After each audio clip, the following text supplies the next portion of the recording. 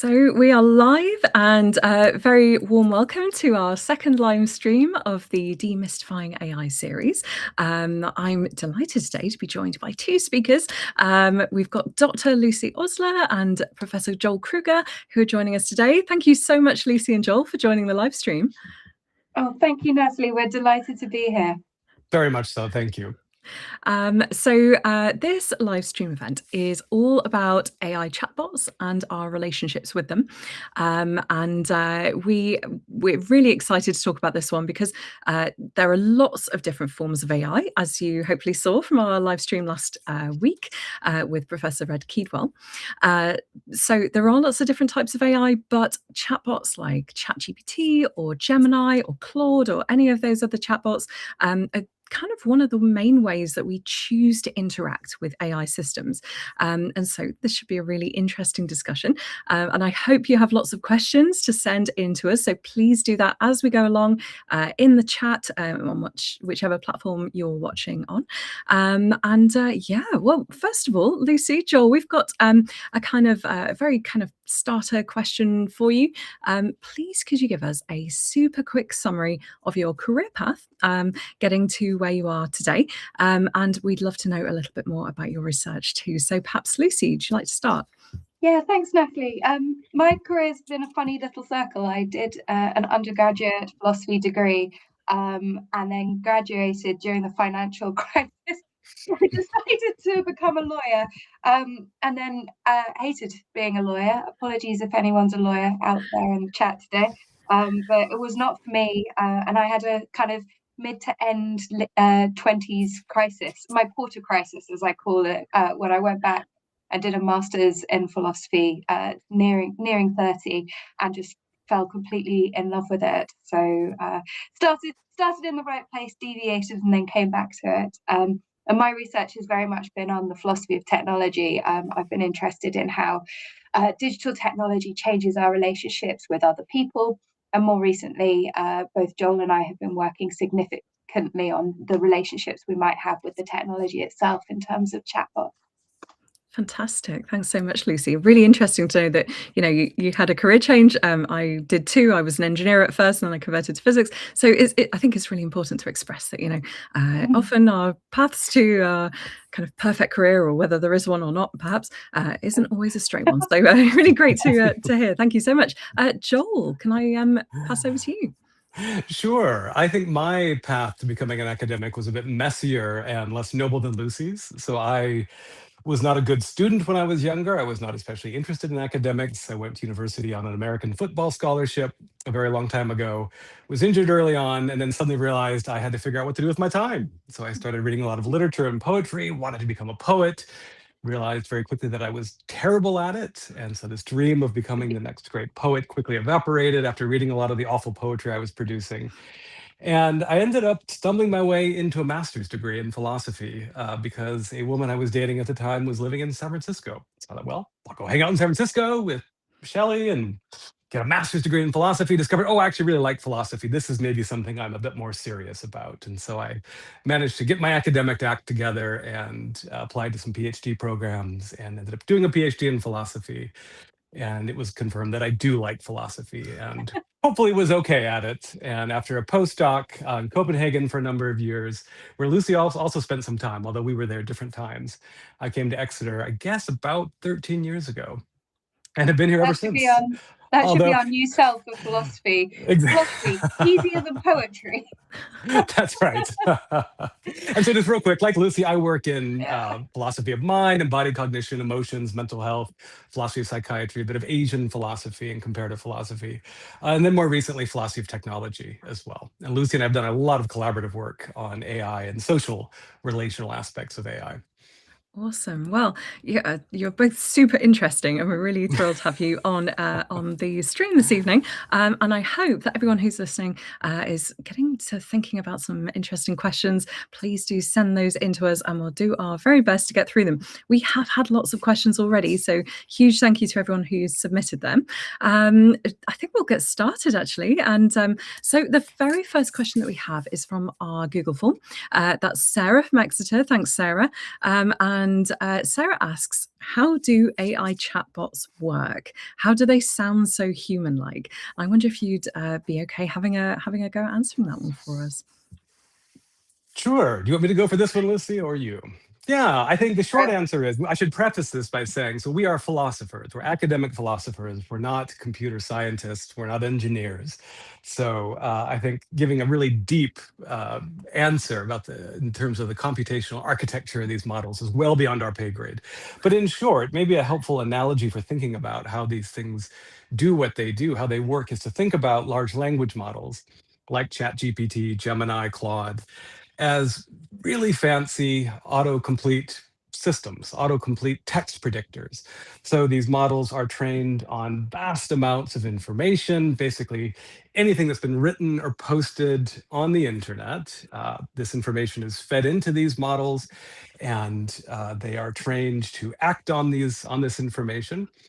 And during the pre-training phase, as it's called, there are human evaluators evaluating how well the models are answering certain questions, what kind of outputs they're generating based on the information they are given. And so if an output is not satisfactory, a human evaluator will say so, and it will tell the model what's wrong, what to improve, where it went off track. And over time, the model gradually adjusts its weights, the various internal kind of parameters. There are millions of parameters that help predict, given a certain sequence of words, what the next sequence of words should be.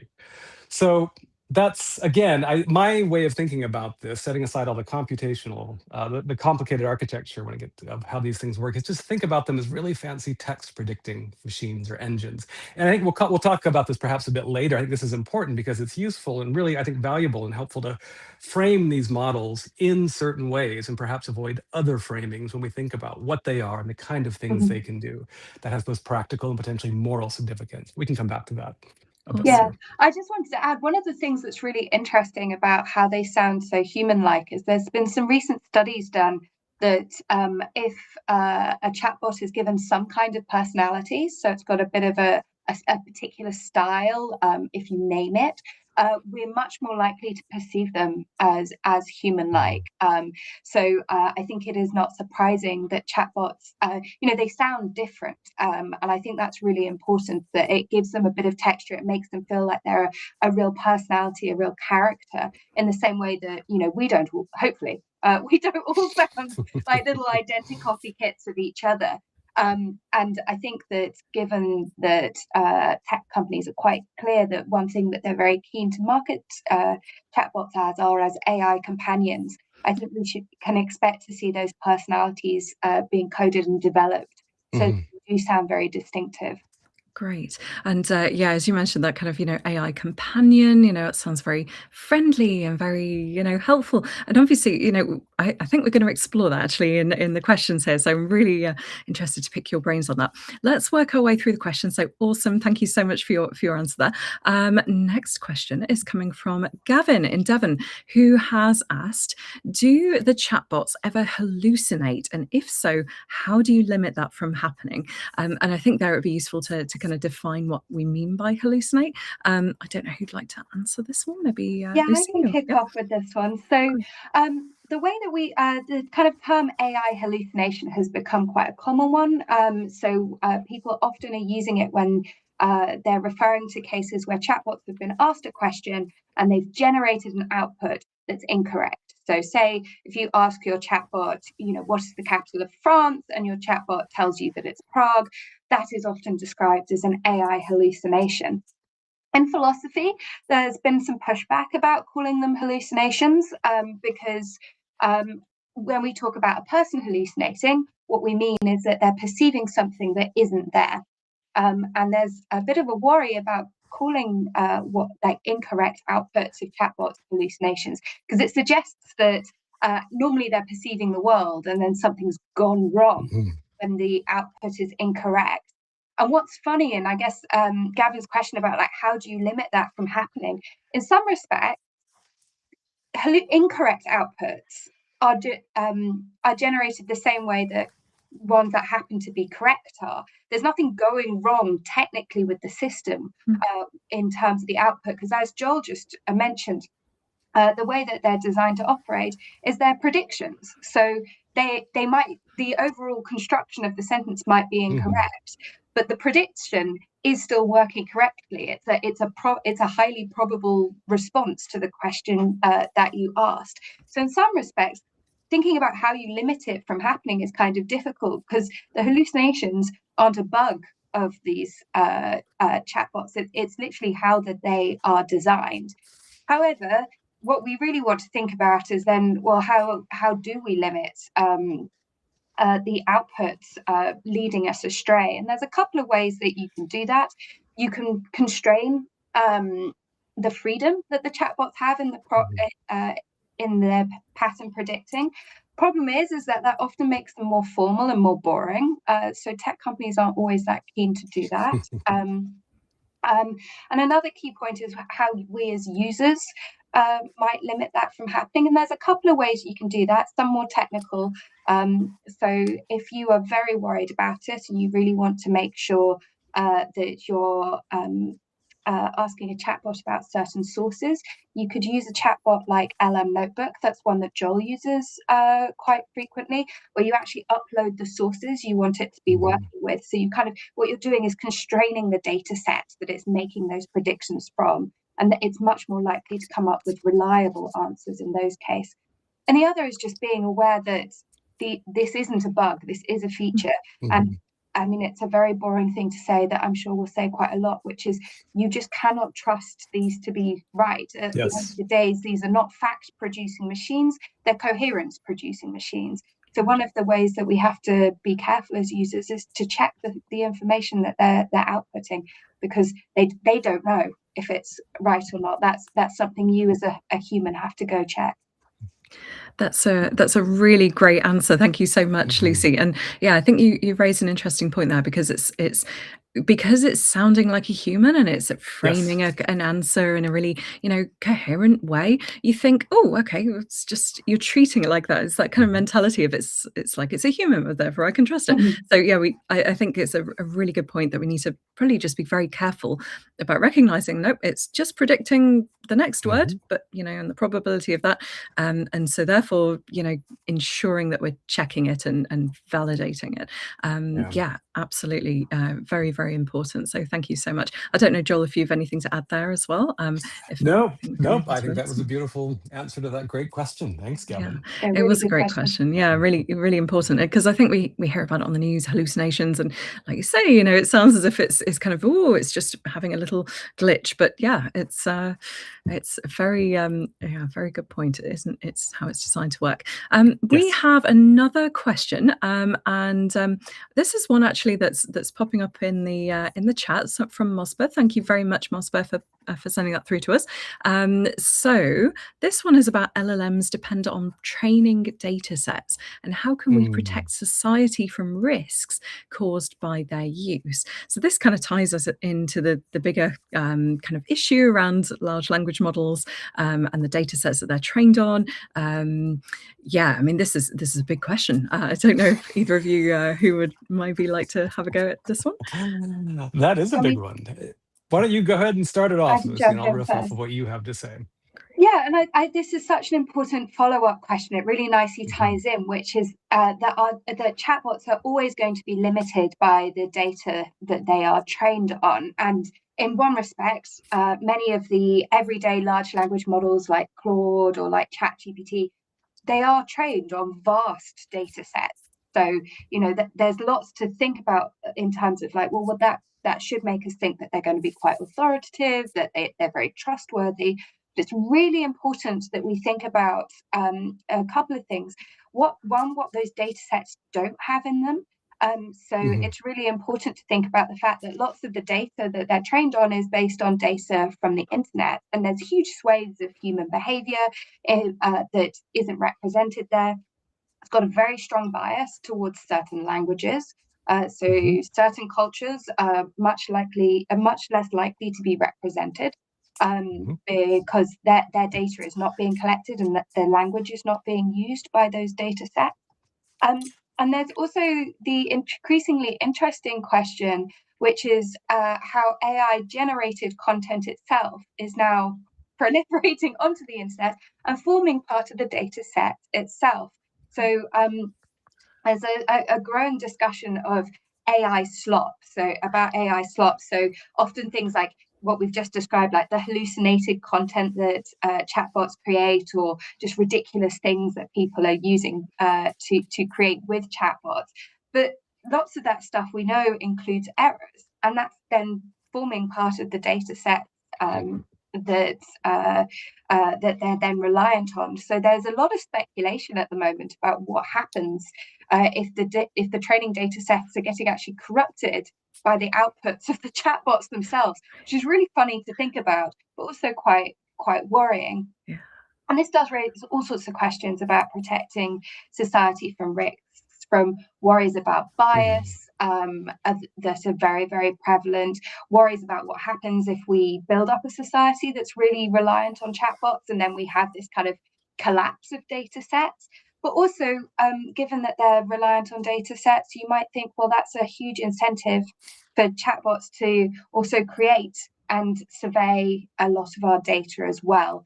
And lots of the answers to things like how can we stop AI hallucinating, an answer might be, well, it needs more data, and so we should definitely be thinking about what the implications are for our own privacy and our own data protection. Yeah, absolutely. Great answer there. Thank you so much, and great question. And we've got another follow-up one, which I think kind of ties in quite nicely around that theme. So Jessica from Facebook asks, currently we're presumably shaping AI's concept of morality. Is there a worry that over time it could shape ours? And this kind of this whole feedback loop of, are we interacting with it, how it feeds back to us? Yeah, another big question. Who wants to have a go at this one? Yeah, that's a fantastic question, Jessica. Thank you.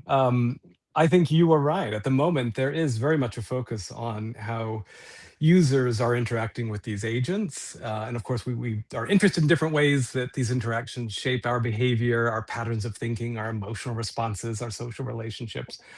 But I think and there's a lot of talk about ethical alignment. So trying to design AI systems that reflect our values as human designers and users, and making sure that these values are somehow instilled in these systems.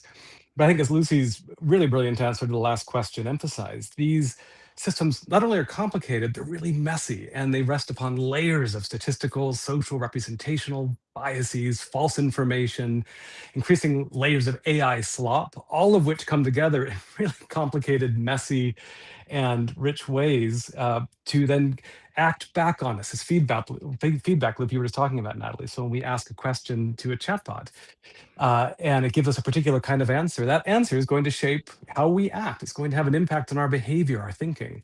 And the more deeply integrated these systems become into everyday patterns of thought, everyday patterns of activities, when we increasingly rely upon them the way that I think big tech wants us to do, these connections and these reliances that we have are going to shape our thinking, including our morality. So I'd be curious to hear more from Jessica about what she has in mind specifically, what sort of moral questions or issues. But I think this is a really important aspect of human AI interactions that hasn't received a lot of attention yet. Again, a lot of discussion about how we infuse human values into AI systems, but not as much discussion about how whatever values are encoded on top of layers of biases and statistical, social, representational biases, how the outputs and the morally inflected outputs these systems give us and how that shapes our behavior, that has not received as much attention yet. So very long-winded way of saying, really nice question, Jessica. I don't have a good answer to that. It's great. No, I think that was a brilliant answer, and yeah, it's such a difficult kind of world that we're finding ourselves in very quickly as well. This has all happened really over the period of, I don't know, a couple of years or so, and there's this slight challenge of our humanity keeping up with our technology. So yeah, it's a big problem, but it's great that we're starting to think about for this what it's worth, Natalie, and I think that's a really important point. I'll say this for you both, for listeners. If you're feeling a bit disoriented in terms of trying to keep up with AI research, if it feels like every day there's some new study talking talking about some potential harm, whether it's AI psychosis, loss of privacy, the economic, environmental concerns that people are very rightly bringing up and talking about these things. This is all moving so quickly. And as researchers too, working on it, we feel the same disorientation. We feel that there's just so much going on. It's all moving so quickly. It's nearly impossible to keep up with everything. So if you're feeling it, we're feeling it as well. You're not alone. That is really reassuring. This is a follow-up question, actually, which fits in really nicely. Theo from Sidmouth has asked is there a genuine public health concern around people using AI chatbots as a substitute for emotional connections like friendships or relationships? I think this ties in really well with your research, so I'd love to hear more. What do you think? I don't know who wants to go first. I was going to say thank you, Theo. This is a question that gets to like the heart of things we're really excited about. So this was a gift of a question. So I'll say a few things and then I'll let Joel jump in. I mean, I think what's really interesting, just to kind of dissect your question a little bit, is that in lots of ways, chatbots have just hit the scenes at a time when there are already genuine public health concerns about things like friendships and relationships. So there's an awful lot of talk about the fact that people are increasingly reporting feeling lonely, about feeling isolated.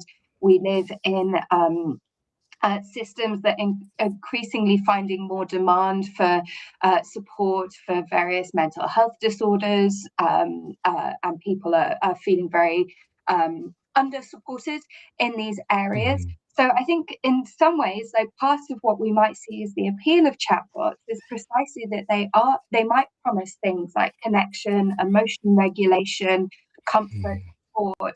And I think we should be very careful about not kind of poo-pooing that. Like, I think that we should adopt a kind of a humility around the fact that feeling lonely is terrible, and chatbots can make people feel very heard. They can make them feel very recognized, make them feel seen. They can be spaces where you kind of explore your own interests and your own hobbies. It can be a way of getting to know yourself better just through talking. So I think in some ways, there's lots of promise there, but there's often this kind of paradox around these technologies as well, that even though they might offer a lot of kind of emotional comfort to people, there are all sorts of risks that comes with, which is that it could leave people further isolated if their chatbot becomes their kind of first point of contact. And also there's this kind of growing worry that one of the things that chatbots do is that they're highly agreeable, right? Like tech companies want us to spend time with their chatbots. That is part of the financial model, is that they will be engaging, might we dare say, potentially addictive as well. And it might be that the kinds of friendships or the kinds of relationships chatbots offer us, even if they might feel good, they do come with risks that they could make actually the messiness of everyday human relationships harder. If we get used to our chatbots always agreeing with us, always taking up that, accepting my narrative that, I'm a perfectly lovely, kind person and never pushing back at us, that actually might make navigating our everyday human relationships harder. So there's some real tensions that come with these technologies. I'll hand over to Joel now, because I know we've got more to say. I don't want to say. It's fantastic. Thank you so much, Joel. I'll pass on to you. We've also had another question which ties into this that I'm going to pop up on the screen, which is around using AI chatbots in mental health therapy. So I think this ties up on really well. How do you feel about the use of AI chatbots in mental health or therapy? Their tendency to be extremely agreeable and feed into delusions and negative thoughts is very dangerous, in my opinion. Thank you very much for the question there. Really good question. I will just briefly pick up on something Lucy said that it connects with the previous question and this one as well. So Lucy talked about the lack of friction when interacting with chatbots, and the fact that chatbots are designed to constantly big you up. They're the ultimate hype man. They tell you you're great. Every joke is hysterical. Every insight you've had is a kind of world-shaping breakthrough. You've seen into the inner fabric of reality, and you've gleaned insights into the metaphysical structure of the universe that no one has ever seen before. And of course, the big tech has an incentive to do that because they want to keep us engaged. They want to keep coming back to these bots and feel kind of affirmation and validation that maybe we don't feel in other parts of our lives. So they have a financial incentive to keep us emotionally engaged and connected to these bots. And so I think Lucy talked about some of the real concerns that I think Theo was getting at with his question. But I think it is important, as she mentioned, to be open to possible use cases where there is some value for some groups with these bots. And so something I've had an interest in recent years is autism. And so I've done some work on autism over the years. And I've become increasingly interested in looking at ways that autistic communities and autistic users engage socially with these bots. And I think a lot of the motivation to do so from members of the autistic community is because these bots offer a kind of interaction that takes away the friction, the harmful frictions they experience in everyday life, where they feel judged, stigmatized, they feel stereotyped because they have a distinctively autistic way of being in the world.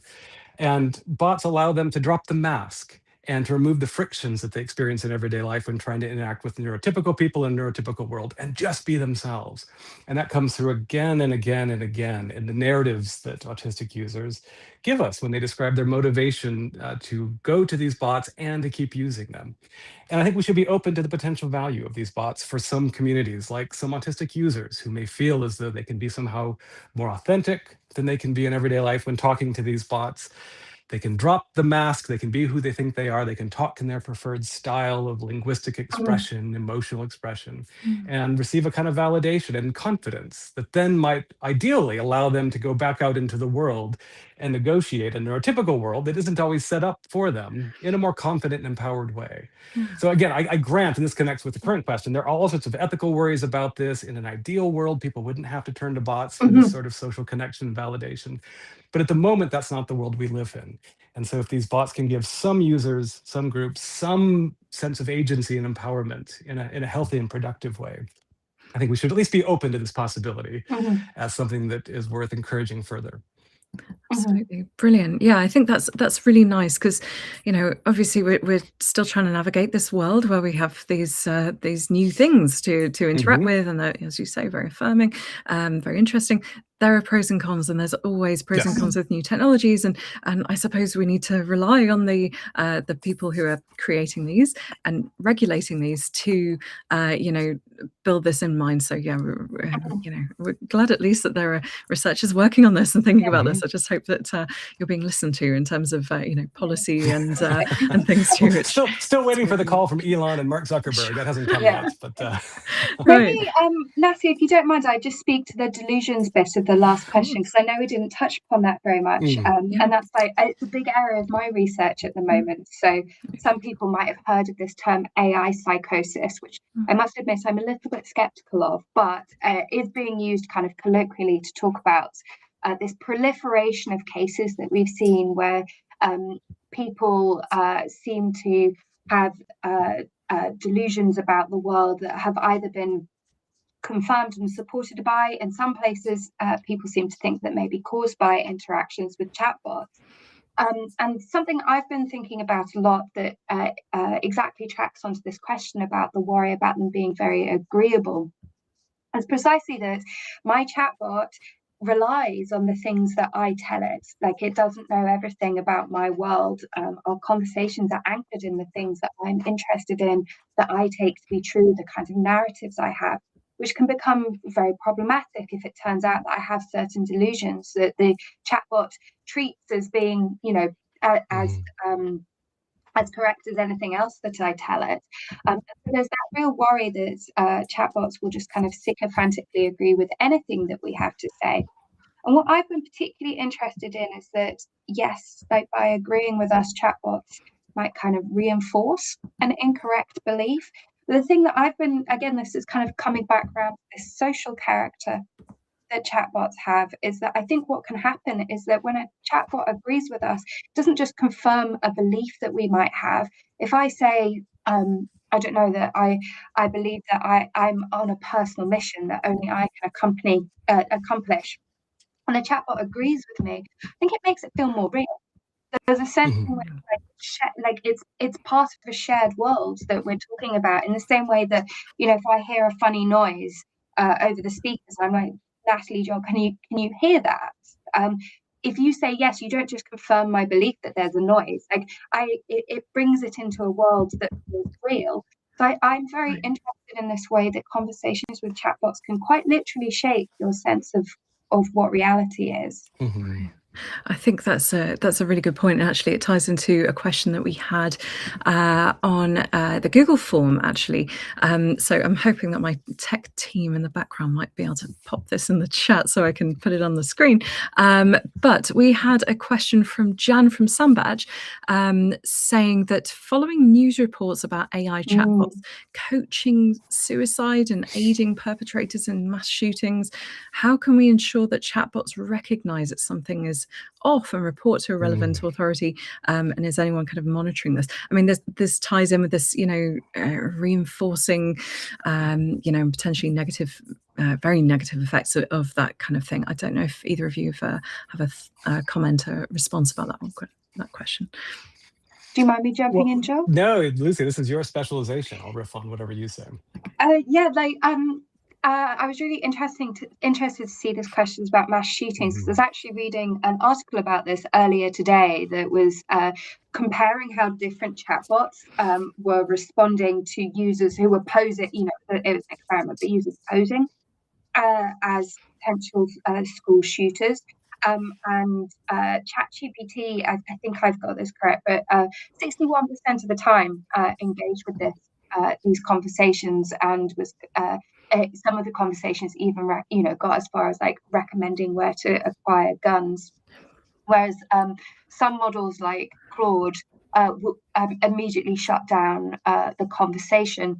And I think what that suggests is, one, tech companies are dealing with this very differently. We should think that not all chatbots are created the same, and we should be very careful to think about that. And in the case of Claude, which is created by Anthropic, I suspect that what they've done is they've set up a kind of blacklist of topics on certain keywords that mean that they won't engage in certain kinds of conversation. What I'm interested in, though, is some of these safeguards seem really sensible, right? I don't want a chatbot that's going to divert someone to their closest Walmart to buy a gun. Like, that seems like a good guardrail. I think we should be realistic about what the safeguards can and can't do. So it might be that we can set up certain parameters around very explicit conversations, like, I want to blow up a school. How do I build a bomb? Like, it seems that we can design safeguards to pick up those sorts of things. But when it comes to chatbots who might be scaffolding someone's depression or suicidal ideation, there's lots of ways you can talk about being depressed and being suicidal without using words that necessarily are going to be flagged. And we might not want them to either, right? Like, there's this complicated balance where we want certain safeguards in place so that they're not actively encouraging certain things. But also, we have a right to being sad. I don't want every time I talk to a chatbot and I sound a bit low for it to be recommending that I go to a therapist, for instance. Or you might think that, I've got a right to getting things a bit wrong. Like, we don't want a chatbot that supports me being fully delusional, but it also seems to be the case we don't want a chatbot that's going to correct every small thing that I say and over monitor me and over survey me, which I think kind of shows that I think that we can do a lot more. Tech companies can be doing a lot more to thinking about safeguards, but I don't think that we should be expecting a perfect solution to this, just as we as people cannot perfectly identify who might be at risk of suicide. Like, these are not easy questions to deal with, even before we bring in the technology. So I don't think that we should expect there to be kind of a magic answer that's going to get this perfectly right. And I think this is something we're going to have to keep talking about. Yeah. Brilliant. Yeah, that's yeah, and not an easy question, but thanks so much, Lucy. That was a great answer. And we've got a question as well that we received on the Google form from John from Cirencester, which ties in with us a little bit around, you know, the way that these things are interacting with us. Again, hoping tech support can pop this on the chat so I can pop it on the screen. So John from Cirencester asked, how can we verify or improve the authenticity of the emotion of an AI chatbot? So it ties in a little bit with what we've talked about before. John asks, particularly, so if there's a weakness in the detection or comprehension of non-verbal communication from the human user, could this lead to deceptive empathy from the chatbot using phrases like, I understand how you're feeling, which in reality it doesn't, because it's missing the subtlety, the body language, facial expressions, tone of voice. Also, you know, it's not actually understanding anything, as we've kind of talked about before. So yeah, I wonder if you'd like to maybe say a few words on this one as well. Sure. No, it's a great question, John. Thanks for that. I'm not sure if it's going to pop up on the screen in a moment or not, so the other viewers can see it. But I think, as Lucy has been talking about, and as we've talked about a number of points during our conversation this evening, I think part of why these systems and these models are so seductive is they do a really good job of replicating genuine human emotions. And so they pretend to express preferences and desires and beliefs and experiences that they're not having. They're not conscious subjects. But they're also really good about expressing a kind of empathy, a solidarity, the kind of validation of things that we say we're feeling and talk about with them. But I think, as John notes, this is always going to be a kind of simulated empathy. There's no embodied subject on the other side. There's no person on the other side feeling the things that we're feeling. There's no person on the other side with a rich kind of embodied history in the world that we have as human subjects that would allow them to understand the things that we're saying. I think it's important to keep that in mind. We'd mentioned earlier in our conversation the importance of framing, kind of narrative framings about what these bots are, what they can do, and how they should fit into our lives. And I think it's really important to kind of resist this tendency we all feel, and me too, as somebody who interacts with these models on a regular basis, this kind of anthropomorphizing pull to attribute subjectivity and personhood to the bots that we're interacting with. Because once again, they're really good at pretending there's a subject there, but at the end of the day, there isn't. And so I think it's important for us to describe them in ways that reminds us these are tools, these are resources, everyday technologies that can potentially have a really important place in our lives. They can do really valuable work for us. For some people, they might play a therapeutic role, as we were talking about before, helping them feel more empowered, more secure, more affirmed and seen than they perhaps do in other contexts of their lives. But at the end of the day, these are resources, digital tools, digital systems that cannot feel empathy. And so whatever empathy that we think we're getting from them is simulated. And I think it's important to keep that at the forefront of our mind in terms of shaping our expectations about what they can do for us. Definitely. Oh, I wish there would almost be like a little, you know, sign when we're talking to them, you know, to actually say, just a reminder, there isn't someone on the other end. I mean, obviously, you know, that would be complex, but yeah, I think that's really worth noting, and hopefully something for all of us to take away. The questions are being absolutely fantastic. Thank you. Really nice. That's okay. So we are, I don't know, sorry if internet just disappeared there. Here we go, we're live. Hopefully we're back. I thought we were going to have to kind of improvise for a few moments and take over MC. No jazz hands needed. So we're going to, I think, take a little bit of a different tack. So we've explored a very, very interesting side of this now. We've had lots of questions as well around kind of things like AI agents. I wonder if this is one we might be able to explore too. So Angus from Plymouth asks, what do you think about AI agents? They're chatbots that are plugged into other chatbots, and so able to execute tasks of some sort. Angus has mentioned that, you know, they're concerned about it replacing labor, including managers, pros and cons. I think just timing wise, we might need to kind of whistle through some of these questions. So I wonder if you might be able to give us a reasonably succinct answer to this. Sorry, Angus and Lucy and Joel. Yeah. Do you want to take it, Lucy? Go for it. Can you hear me? Yes, yeah. Oh, and my Yeah. screen's gone funny. Yes, so we're seeing this shift at the moment where we've been having what we might think of as conversational bots, chatbots. And this agentic AI is coming, like, swiftly hitting the scenes at the moment.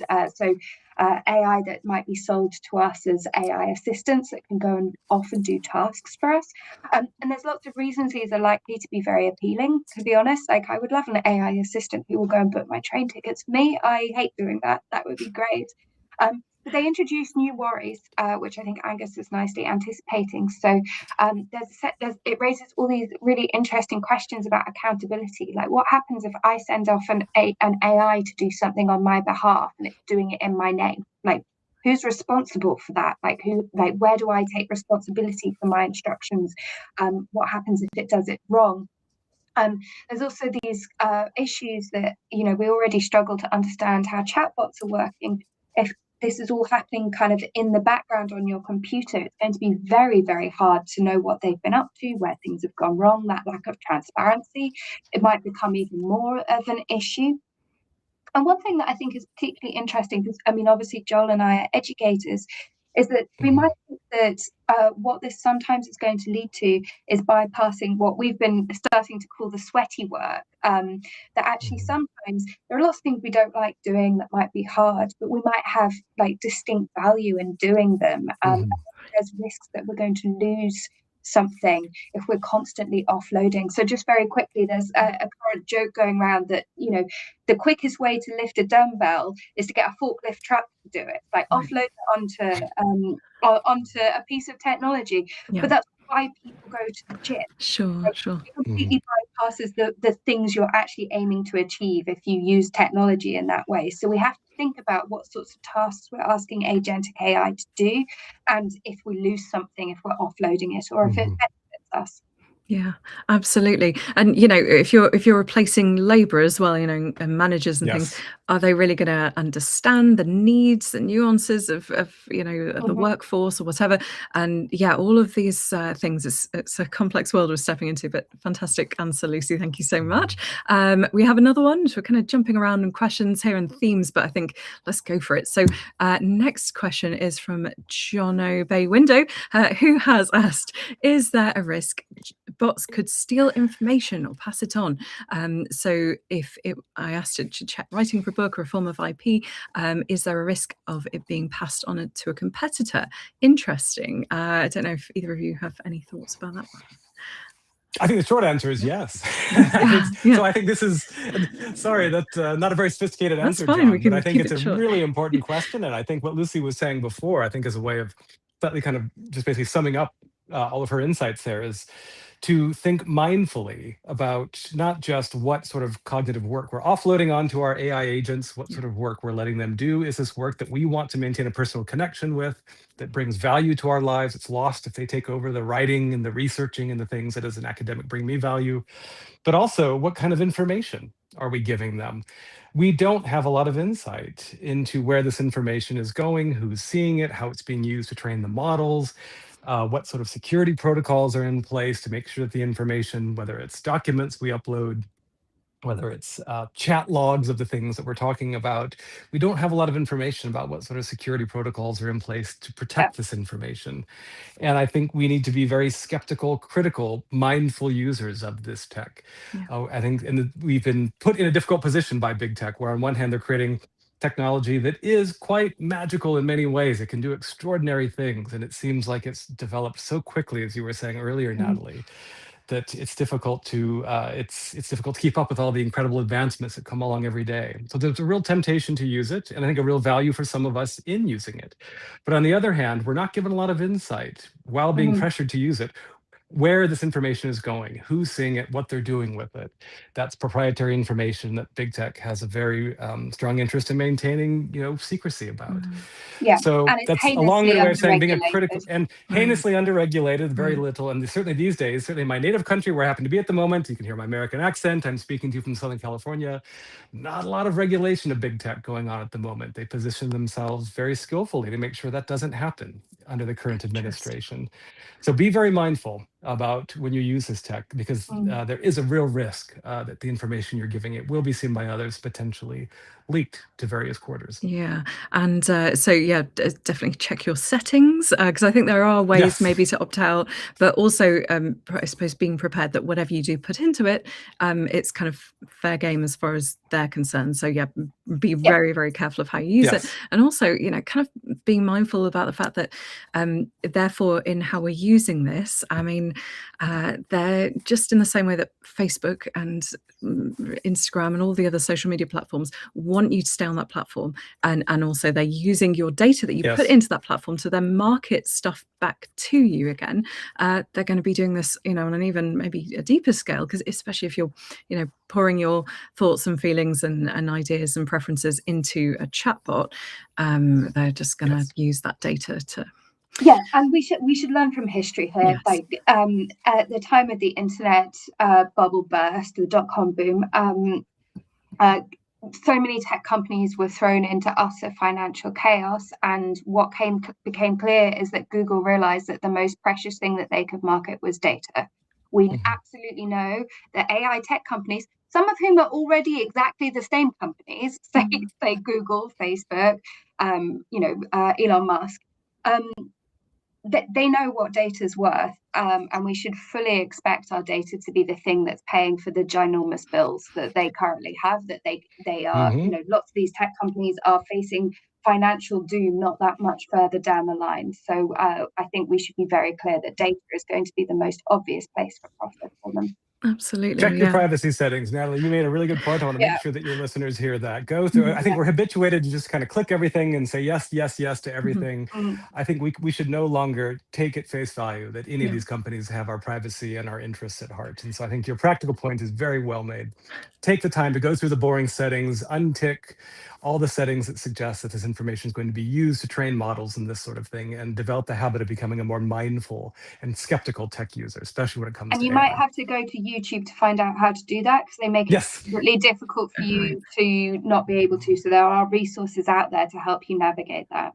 Very much so. And we're developing our webpage for this project soon. I'm hoping to do this in the next day or so. So stay tuned. We'll put links and advice on there as well. So yeah, thank you so much for the tip. This kind of question, question ties in really nicely with what we've just been talking about as well, that people can still find loopholes to get sensitive information by rewording it. So do we just assume AI companies need to constantly refine their regulations? Would that be a revolving door problem? So thank you so much for the question there. Don't know. Yeah, superb question. And yes, absolutely correct. So there's been lots of discussions about the fact that even when tech companies have set up flags around certain words, you can get around it if you're writing a poem, or you're trying to come up with a role-playing game. There's lots of ways people have learned to hack the systems, and people are infinitely creative. And so I think that again, as I said earlier, I don't think that we should expect a straightforward answer, because people will find ways around this. And again, you only have to look at the history of the internet to know this. So one very famous example of this was there became a really big crackdown on content on the internet that provided tips or tricks around eating disorders, and people, a whole load of what are called pro-anorexic websites were shut down on various platforms, and those websites didn't disappear. They just kept migrating onto different sites, and there were networks for finding out the information to get to where you wanted to be, if that was what you wanted to find. So we already have proof that people are very good at finding loopholes, and people construct communities to help you. So again, like these issues, we can provide more friction for easy sensitive information might be given by chatbots, but we shouldn't expect that they're going to just be able to close the doors on this. Yeah, brilliant. Yeah, it's concerning. We've just got to, as you say, we've got to be kind of careful. We've got to obviously hope that the regulators kind of step in, but we've also got to play our role and very much so do what we can. So more questions. Thank you all so much for sending these through. We've had another one. I think this is a comment from Blethen over on LinkedIn. Let me just pop this up on the screen. This is about the kind of agentic AI, and there's a race to standardize them. And so, yeah, that's quite interesting. I'm kind of, even just thinking as well around, this kind of standardization. That's good and bad, I suppose, in terms of, giving this is how we should behave, how these chatbots should behave, but also it's kind of I don't know. I don't know if you have any comments on this one. It might be just a comment perhaps from Blethen, but thank you so much for sending that through. We have lots of questions. I'm just trying to bring them all up. What else? Oh, now this is an interesting one. So we've been talking as well about the different kind of creators of AI systems, and like you were saying, big tech has a bit of a, don't want to say a monopoly, but they have a lot of money and a lot of power. Maybe, yeah. Okay. Okay, yeah. So yeah, perhaps a complete monopoly on this, and really, there are other options, and maybe I think you suggested one or two of them, and maybe we can link to some other options as well. Also from a privacy perspective, also not giving the money to big tech necessarily. If you don't feel like you have another option, there are other options.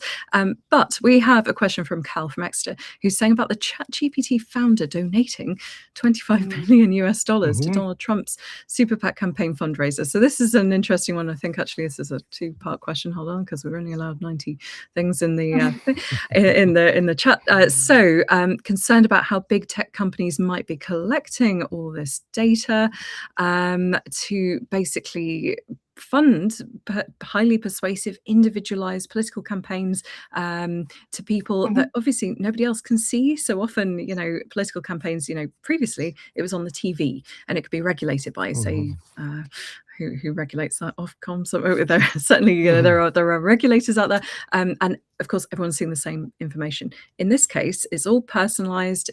Nobody can regulate it. Should we regulate this? Are there ethical AI chatbots we can use? Don't know if you have any thoughts and comments about this one.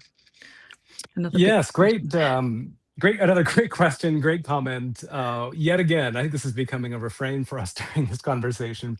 We should be skeptical about the people and companies behind this tech, the way that they're designing it, the values that are informing their design. And for some people, perhaps, finding out that a founder of a frontier large language model donated a sizable donation to the Trump campaign and administration would be a reason to support them. For others, perhaps that would not be. I think for a lot of people unhappy, again, speaking as someone who's currently in the United States, with some of the decisions that the current administration has made, I think a way that people spoke out is by canceling their subscription to ChatGPT. That was a way of exerting their political agency. And I should say, in a way that wasn't just performative, in the way that I think some people were trying to dismiss it early on. It actually had a concrete impact. There's some reporting coming out that OpenAI did not anticipate this blowback from this many people. And they were scrambling to decide what their next media strategy would be, how they would fix this problem, essentially. And so Sam Altman, their current CEO, has come out and tried to say a couple of things to tamp down the flames a little bit. He hasn't been especially successful. And so I think one of the takeaways here is that we as consumers can have a role in shaping, we can exert our agency in determining, what do we expect from these companies? What sort of access to our lives and our data are we going to give them? And then how are we going to respond when they make decisions that don't reflect our values? Having said all of that, I don't want to pretend that Claude, that Anthropic, who makes Claude, one of ChatGPT's big competitors, is a perfect, morally virtuous company. I think a lot of people flocked to Anthropic because they were standing up to the US administration, the Defense Department, over their unwillingness for their models to be used in domestic surveillance and autonomous killing. And I think they've received much deserved credit for this. On the other hand, be very clear, it's not as though Anthropic was making a principled stand against doing any sort of business with the US military. They were debating two very fine points that they thought most of us would be in agreement on. They have contracts with Palantir, with other companies who are doing things that a lot of folks find objectionable in terms of spying on US citizens, some of the role that this tech has played in in the current United States current conflict in Iran has been powered by AI, by Anthropic's models. So it's not as though they have entirely clean hands as well. That's the takeaway point. And I guess just to come back to the points we've been saying again and again and again, the important point is to be a mindful user of this tech, to be clear about, who's behind it, what kind of values are informing its design, and what sort of place do you want to give it in your lives? Do you want to give these companies your money or withhold it as a way of exerting your political and economic agency? Yeah, although I think that it's also important to mention that there are going to be structural things here that mindfulness isn't an Yes. easy fix to, right? These companies hold enormous power and sway, and there is absolutely no getting around the fact that this is a game of politics, and they're donating so that they can have as few regulations as possible, right? Like they are. AI companies are in desperate need of money, so we should expect them to be courting governments. And so. We know that already that these relationships exist between tech companies and governments. So the whole Cambridge Analytica scandal, where the Trump campaign allegedly paid a lot of money to Cambridge Analytica to get Facebook ads very highly tailored to people based on how Cambridge Analytica kind of profiled people based on their Facebook information. And we might think that if people are increasingly talking to their chatbots, we're very likely to engage in very sensitive, emotional conversations with our chatbots. They've got lots of history on us. That this idea that there could be highly persuasive political campaigning. But also, chatbots are already polluting our political information ecosystem with all sorts of AI slop. And even if you don't believe it, it normalizes lots of political positions. It can give the impression that certain views are more popularly held than we think. So I think thinking about the effect this has on our political domain and our political identity is really, really important. Yeah. I think that being mindful is part of it, but these are bigger questions than just how do I be a sensible user. This is part of our kind of our environment now. Yeah, absolutely. I mean, it was hard enough, really, navigating kind of social media and having, having all of this kind of bombardment of, personalized content that way. I mean, obviously, there are AI algorithms that are kind of keeping you and directing you to certain amounts of information on that. But this is a very personalized one. And like you say, it's something we need to be mindful of, careful about, but also, we need to, I suppose, I wonder do you have any kind of tips around like how to maybe expose yourself to different ideas? I suppose this is part of, why we need to be talking to each other and not just chatbots, and, ideally in person as well, because, talking over the computers and on the internet can lead to very strange polarized conversations, partly perhaps due to algorithms, but also because of the kind of format. I mean, I have had a go actually with using an AI chatbot and saying, can you give me an opposing view to something like this? I feel this. What do other people think? And exposing yourself in that way to different ideas could be an interesting idea. I don't know if you have any other thoughts or ideas around that. I'm kind of putting you on the spot here. But no, I think that's a really useful example of the way that perhaps, and I think Lucy's point is well made, this shouldn't be up to us as individual users to try and push back and put constraints or ethical, moral, practical limitations on these systems, as opposed to making sure the companies are the ones, the designers and the companies implementing this tech are doing it. And so I take that point very much. But I think your example is really a good one, Natalie, because it does show how we can become skilled users to kind of use these models, which are powerful and can do amazing things to our advantage, but in critical, reflective ways. So what you just said, I think, is really important. So I have a prompt that I have written into Gemini and Claude and the models that I use that tells me that anytime I'm asking a research-related question, some sort of philosophical question, this is how I tend to use these models as thought partners, just kind of spurring ideas as a kind of a feisty interlocutor to press ideas and push back at me when I'm asking questions. I always part of my prompt is that I ask the model to give me counter arguments for whatever view I'm asking about, whatever argument I'm making. I always want to hear the other side.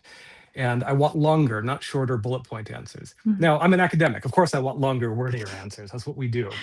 But it's just a very small way of saying that with a little bit of skill and knowledge, we can go into these models and actually tweak them in ways that hopefully help us maintain a bit of our, not just our agency, but our agency as knowers in the world, as epistemic agents, as philosophers talk about it. And so training them to not always to tell us we're awesome, not just glaze us as they do, but to give us a little bit of critical feedback at key points, especially when it comes to asking more serious questions. And I think Go ahead, Lucy, what were you gonna say? exercising that political agency offline is important as well, right? So Joel and I talk about this a lot. Is like there's lots to be worried about AI, but also we shouldn't buy into this myth that it cannot and will not be regulated. I think that seeds defeat before we need to, and we've got some really good examples in the UK. So, for instance, when Elon Musk's Grok was being used to undress women and girls through the creation of AI deepfake images, there was huge pushback, huge furore and anger in the UK, and it has led to legislation. And so I think it is a reminder that we don't have to take all of this lying down, and it is perfectly possible to demand that we have legislation that says we cannot have bots that are creating highly personalized political propaganda. That doesn't seem like a crazy thing to legislate against. We have all sorts of rules about what how political parties can operate offline. So we should make our voices known that the things that we are worried about are things that we want to draft. Yeah, absolutely. Thank you very much for making that point. And yeah, both of you really appreciate all your very coherent and really interesting answers. Time is absolutely flying. We have maybe one question more, I think perhaps. This is one from Steve from Cheshire, who asks, can you tell me if chatbots are monitored by human intervention at any point during, after, or at a later date? So the other reason I ask is that sometimes you're led around in circles by a chatbot response, seemingly, sorry, it's cut it off there, but seemingly because the true answer to your question isn't actually known. So this is an interesting question around, who's on the other side, who's training the chatbots? Is there a person who's having any say in this process? Yeah, I don't know if you have any thoughts about that. Yeah, no, it's a great question. I think any sort of question about where, especially when we think about these things, as one of your earlier questioners asked, when we start thinking about these things more as agents with autonomy and ability to act independently from us in the world, these sorts of questions about what sort of oversight, human oversight, is present at any point in their actions and in their outputs is really important. And so I think there's certainly human oversight, not just in the design, but in the training phase, or the pre-training and training phase. There are human evaluators who are evaluating the outputs, helping to kind of rate them for effectiveness and accuracy, which is nudging the models to be more accurate during the training phase. And helping to align the models with human values, whatever values that the designers are putting into these systems. And then there are certainly humans in the control loop at various stages in terms of the later outputs, evaluating outputs. And so, as Lucy was talking about earlier, there are certain sort of discussions that might trigger a safety flag or a kind of warning prompt that then means that data gets sent back to evaluators to look at that prompt and evaluate if there's a real safety or harm issue there. So red learning exercises, they sometimes call them, or red teams looking for safety warnings, that kind of things. So there certainly are human evaluators at various points in the control loop, both during the training phase as well as then when the models are out in the wild being used. But again, given how many users, nearly, I think, 900 million users OpenAI is now claiming to have, that's just one model. I'm not quite sure. I think Gemini's at around 300 or 400 these days. I don't know where Claude is at, a bit lower than that. There's still a lot of interactions happening. That's right, all just Lucy. Lucy's a big Claude fan.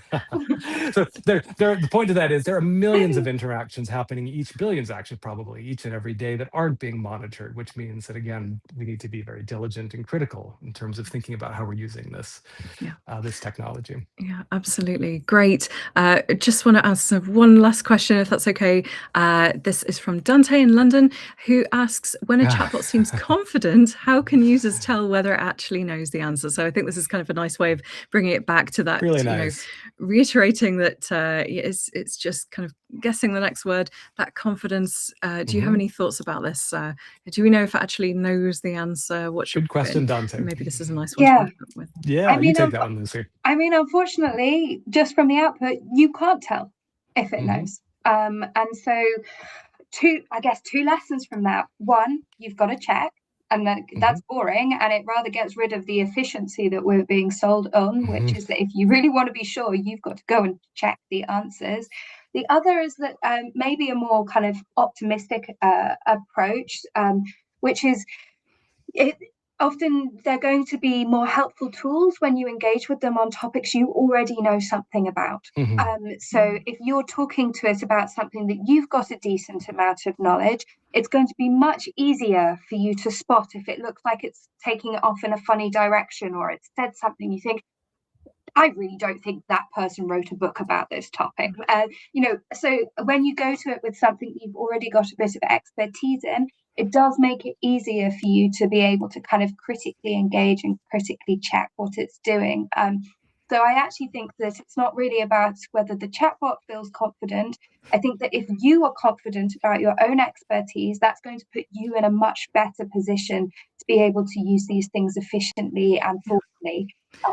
And I guess the flip side is to say, if you're asking it about something that you really don't know anything about, the chances of you not picking up on a mistake is going to get a lot higher. Yeah, and I suppose there are techniques to get around that, perhaps like, asking it to state its references. Where did you get this from? Absolutely. Can you verify that? I've had a few times where I've asked it to say, can you find something that, an academic paper that's talking around this, I'd like to read more.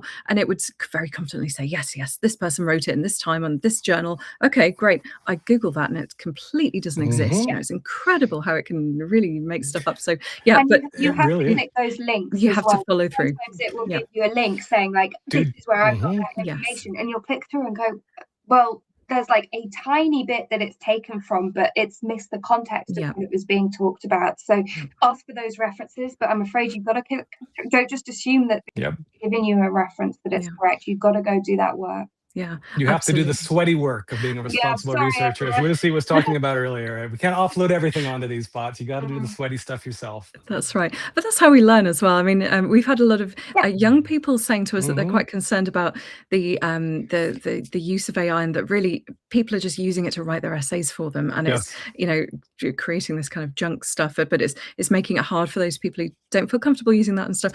I mean, just like you were saying about going to the gym, you need to actually go to the gym, or you have to do some exercise to get healthier, or whatever. You got to do the hard work. You've got to learn. You've got to sit there and learn stuff. But I suppose I'd be interested. Maybe this is for another conversation, perhaps. But in a university setting, using this as a tool. I mean, when I was doing my undergrad, I'd love to have something where I could say, oh, actually, can I just explore that concept a little bit better? Because otherwise it was just textbooks or Googling, and it can be really useful. So like you've both said, using it as a tool and checking things very carefully, not taking it all as absolutely accurate, checking everything, being careful with how we use it. I think these are really important messages. So thank you so much. And I think we're getting towards the end of our live stream now, and I'd really like to round off with a question to Lucy and to Joel, to just kind of see if there is a particular message that you'd like us to take away. I mean, I know we've talked about so much in this, and it's been really wide-ranging and very, very interesting. Is there a particular message that you'd like people at home to kind of take with them and think about when they're using chatbots, or even just navigating this different world that we're finding ourselves in?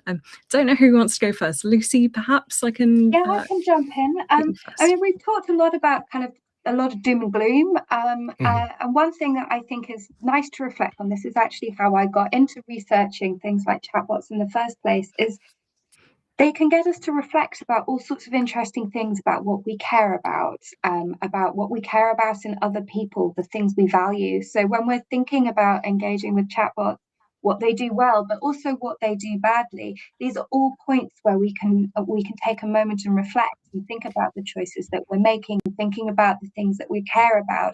So I think if you adopt a kind of critical and thoughtful perspective, it can actually prompt a lot of really like interesting reflections for yourself, and it can really help you clarify what you value.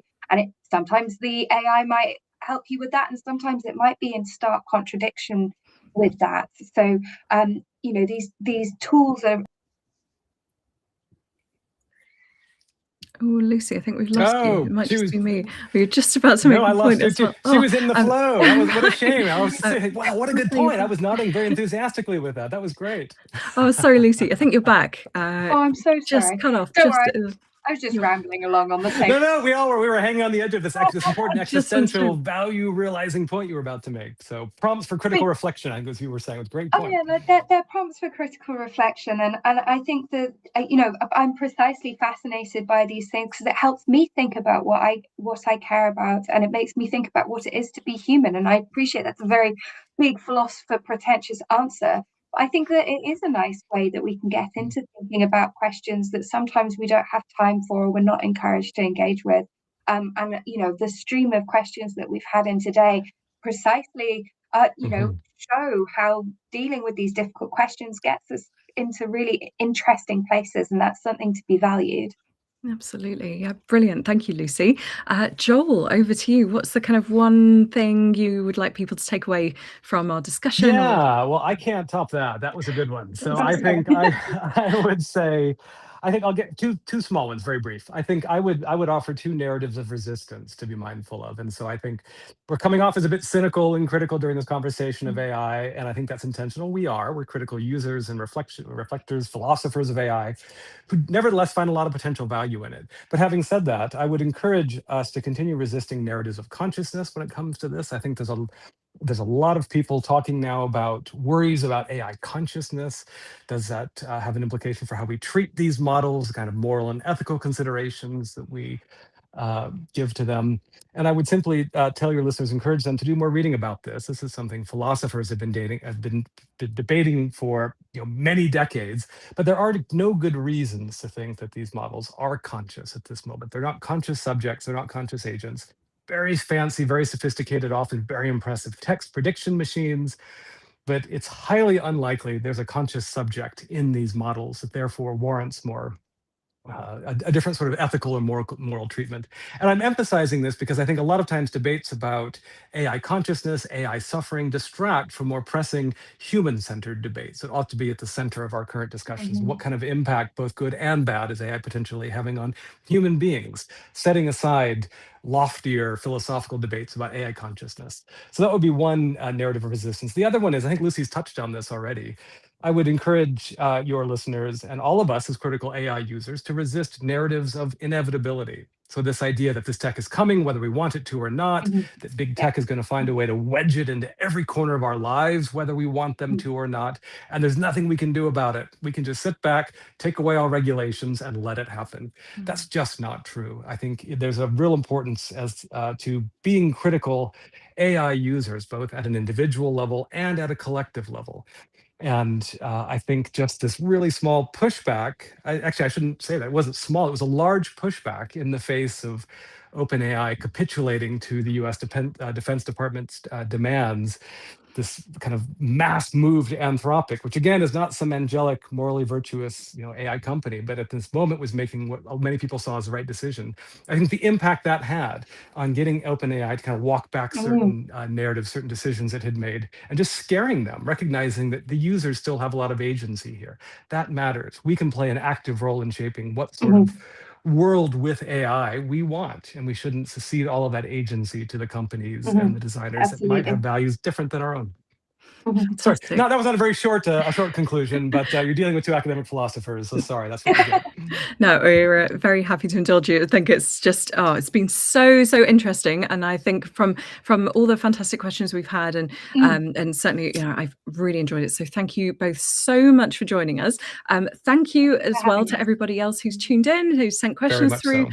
Really enjoyed the ideas that you've had. Hopefully, this is a starting point for you to kind of explore further. As I said, we'll create a web page about this. We'll have helpful links on there. We're also going to see if I might have missed some questions that have been sent through. If you have any more, feel free to put them in the chat, send them through to us. We have got more live streams coming up over the next month or so stay tuned for when we announce those. We also have some in-person events coming up as well. So we've got the Hatherley Science Fair this Saturday. That's going to be a bit of a smaller event for us, but there's loads of really exciting things, lots of cool science going on at Hatherley. So if you're around, please come along to that. It's all free. And we've got our two kind of first main events, bigger events, where we're taking over the entrance area of Exeter Library.